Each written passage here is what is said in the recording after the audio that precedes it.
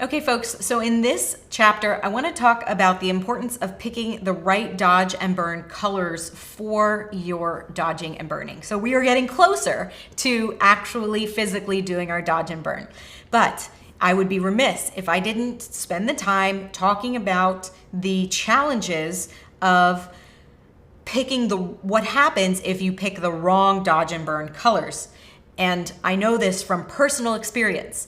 Nobody wants to be walking on the beach doing something, but then needing to have a palm behind you and getting rid of every single footprint that you're creating on the beach, right? That's my metaphor. But we're not going to be doing some work and then have to go back and clean up the original work that we did. We need to mitigate that issue on the front end so that we don't have to clean it up later. And that will make sense in just a minute. So let's take a look at the screen.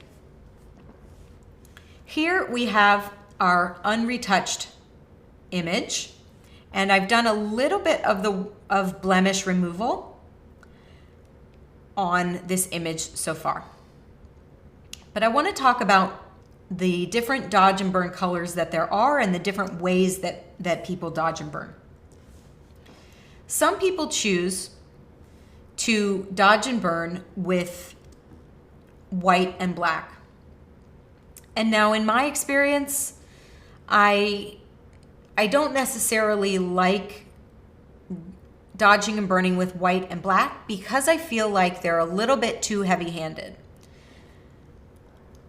One of the tips when it comes to dodging and burning is if you are ever seeing your brush strokes real time as they're coming out of your brush or your stylus or your mouse, your settings for that brush are set too high, meaning the whole objective of dodging and burning is to get rid of distracting elements. And if you can see your brush strokes, then you're just creating more work for yourself to go back and hide later.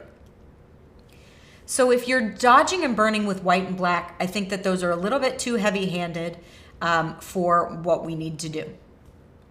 The second option is choosing an image-specific highlight and an image-specific shadow color for the photograph that you're working on.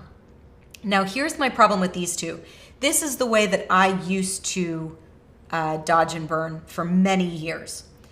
If you look at the way the highlight color and the shadow color interact with the underlying skin tone, you can see that the highlight shifts to the yellow side of the spectrum, and the shadow color definitely shifts to the red side of the spectrum.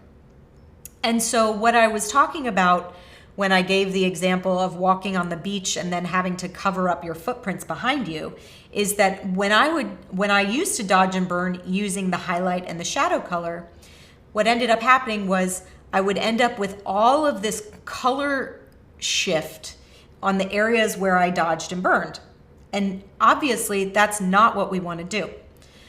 So what I did was I started the idea of, what if I mitigate the color shift before I even start the dodge and burn by shifting the colors that I use towards away from the direction where I think it's going to shift the color. So instead of just using a highlight, I'm going to use a modified highlight. And instead of just using a shadow, I'm going to use a modified shadow. And I really love the way these two colors interact with the underlying skin tone. I don't see any color shift whatsoever in the shadow areas or up here in the highlight areas. So that's why I use these two, and that's what I'm going to show you in this next section. So when you're using a true highlight color and a true shadow color from your image, you can see the shift in color from the underlying skin tone. So what if we went ahead and on the front end modified the two colors that we're going to use to mitigate that color shift before we even get started on the dodge and burn? that's why I prefer using these two modified colors, because I feel like they interact quite a bit better with the underlying skin tone than the basic highlight and shadow colors. So let's talk about how we get to those colors.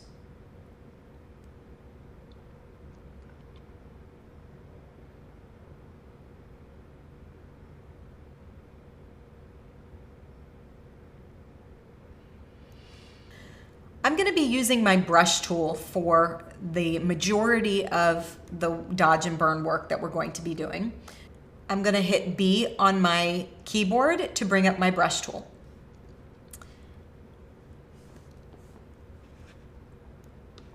Over here at the bottom of our tools palette, we have our foreground color and our background color. These are the two color swatches that we want to change to our highlight and our shadow colors. So I'm going to click on the foreground color, and then I'm going to go ahead and sample one of the highlighted tones on the skin tone itself. So right here, there's a nice soft highlight right on the tip of the nose. I'm going to choose that color.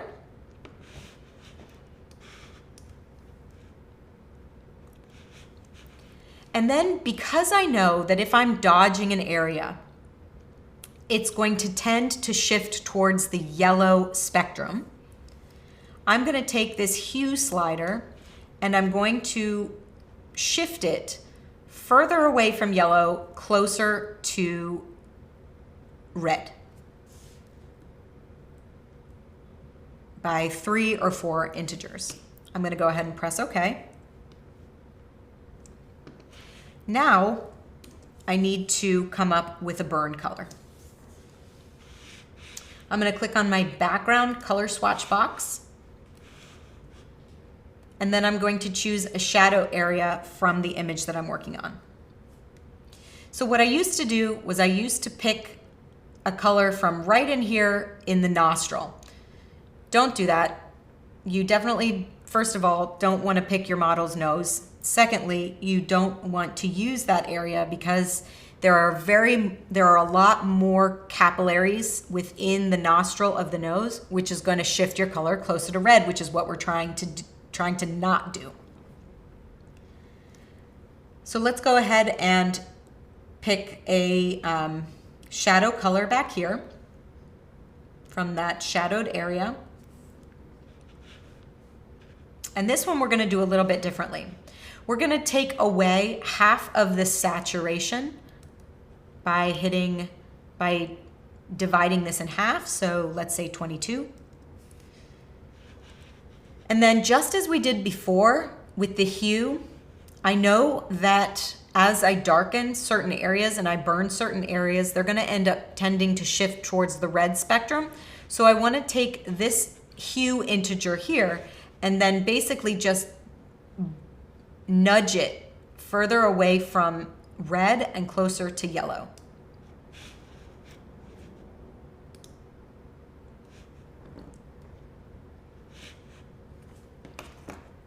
Okay, so we have our sampled highlight and shadow colors, or our sampled dodge and burn colors, and they are modified, which is great.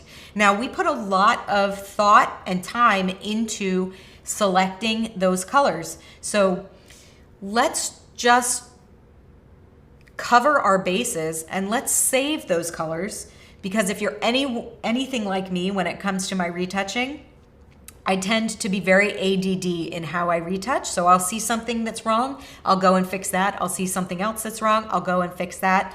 Oh, but then I forgot this area that needs to be dodged and burned, so I need to go back and find those dodge and burn colors again. So what we need to do is actually save those dodge and burn colors so that we can quickly and easily access them in the future. So let's take a look. I want to bring up my swatches dialog box. So as you can see, I do have it activated on my Photoshop already, but if you don't, you can come up to Window and scroll down to Swatches, and then it will show up for you. So over here, we have our highlight color and our shadow color, our dodge color and our burn color. So what we want to do is we want to save those colors. So let's come over to my swatch box and let's choose the add color swatch, add new swatch. So here's our Dodge swatch. So let's go ahead and call this MC Dodge. And let's go ahead and add this to our swatches.